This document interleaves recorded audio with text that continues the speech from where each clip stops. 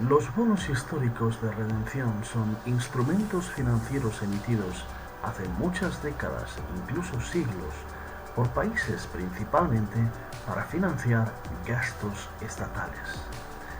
Estos bonos, en su mayoría, ya han vencido, pero algunos inversionistas mantienen la esperanza de que puedan ser redimidos o cobrados a su valor original debido a su potencial valor histórico y la posibilidad de obtener un pago del emisor, que en muchos casos son gobiernos.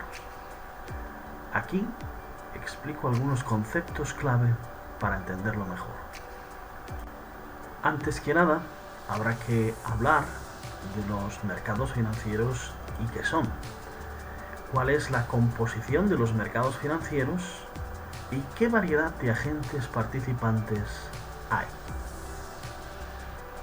Los mercados financieros, ¿qué son?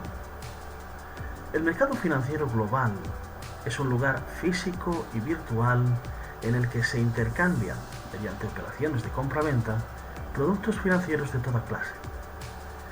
El objetivo de su creación es permitir que demandantes de productos financieros encuentren aquellos en los que quieras invertir o especular, así como lograr que ofertantes hallen financiación.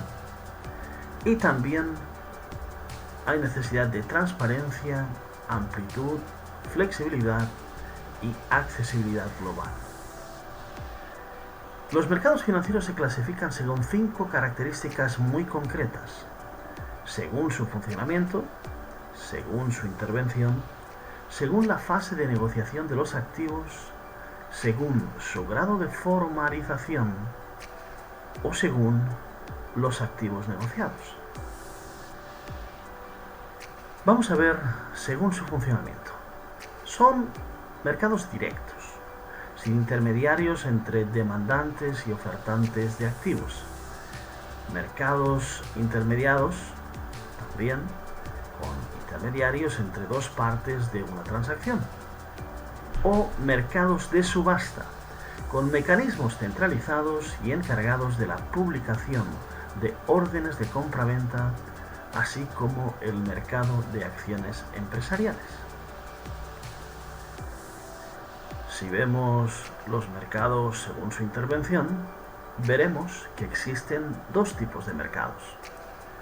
Los mercados libres, la cotización de los productos financieros, obedecen al libre movimiento de la oferta y la demanda de sus participantes. O los mercados regulados, una autoridad competente que regula el precio y la financiación de los productos que cotizan en ellos.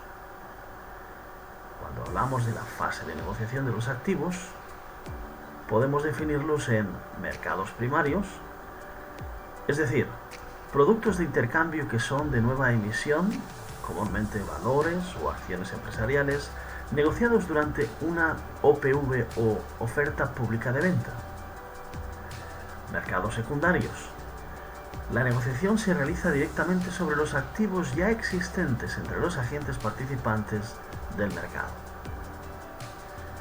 Cuando hablamos de según el grado de formalización, nos referimos a mercados organizados, es decir, productos financieros que se negocian dentro de un marco normativo y regulatorio centralizado, como por ejemplo el mercado de futuros financieros, o bien mercados no organizados, es decir, que la negociación se realiza fuera de un esquema regulado.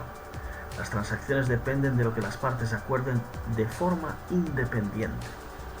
Esto puede afectar a la transparencia, como es el caso de la existencia de las denominadas dark pools o bolsas privadas de intercambio. Por ejemplo, el mercado de Forex, o también conocido como mercado de divisas, o también las criptomonedas, muy conocidas y en boga actualmente. Cuando hablamos de los productos financieros en negociación, se puede hablar de diversos aspectos. Por ejemplo, el mercado monetario, es decir, mercado de crédito a corto plazo, mercado de títulos, letras del Tesoro del Estado, pagarés de empresas, títulos hipotecarios y MBS. Los mercados de capitales, por ejemplo, que son mercados de renta variable, bolsa de valores, acciones y EET. O bien, mercados de renta fija, deuda pública a largo plazo y deuda corporativa. Cuando hablamos del mercado de divisas o Forex, hablamos de la negociación entre pares de divisas como sería el euro contra el dólar o el dólar contra el yen japonés.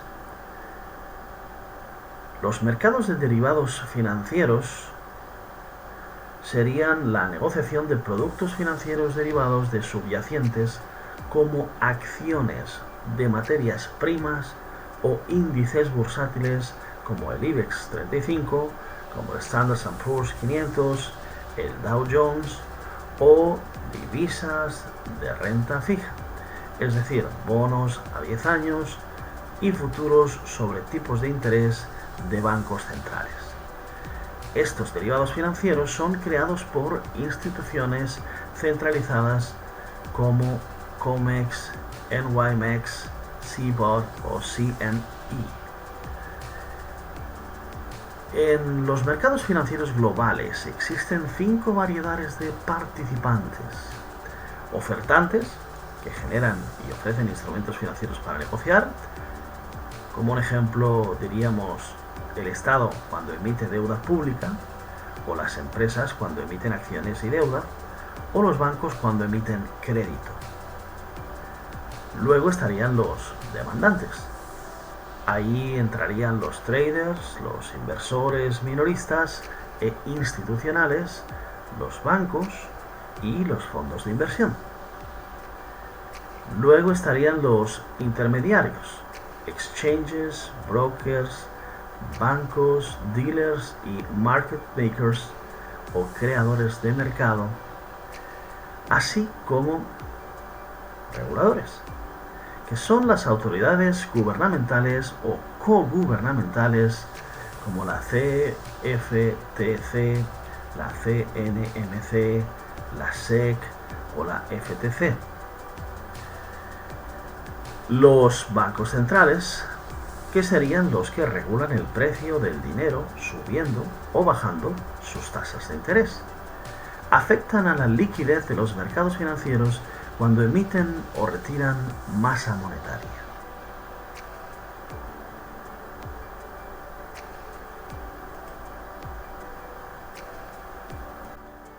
Cuando hablamos de bonos históricos de redención, cabría especificar qué son esos bonos históricos.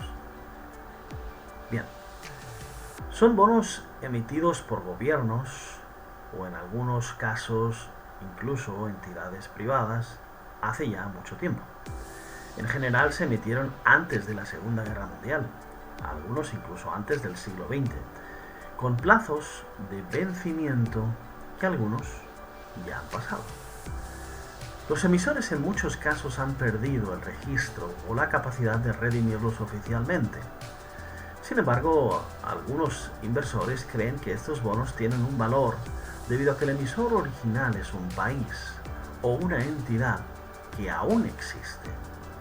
El ejemplo de estos bonos incluyen bonos emitidos por el gobierno de China antes de la Revolución Comunista. Sin embargo, el gobierno de China aún existe.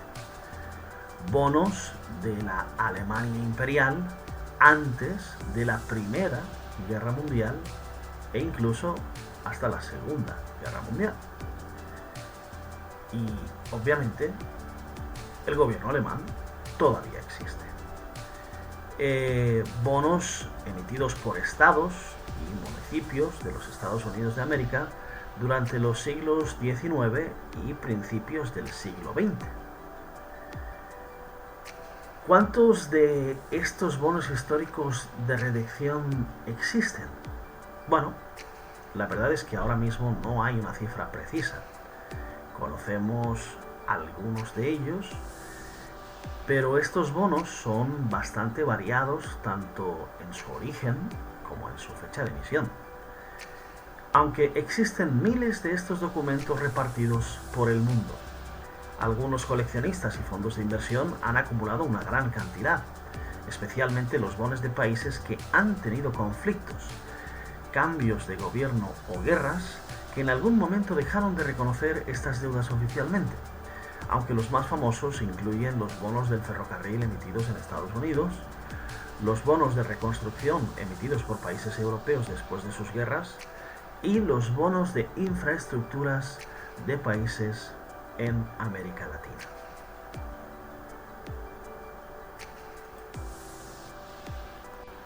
Como en unos instantes podremos apreciar, aquí se enseñan algunos de esos bonos que actualmente han sido recogidos tanto por las familias chinas, así como por grandes coleccionistas y fondos de inversión.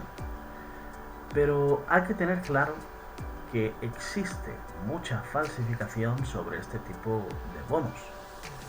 Así que cuando estos bonos vayan a ser redimidos, sin duda pasarán por el sello de autenticidad y por un peritaje que demostrará que efectivamente son totalmente auténticos.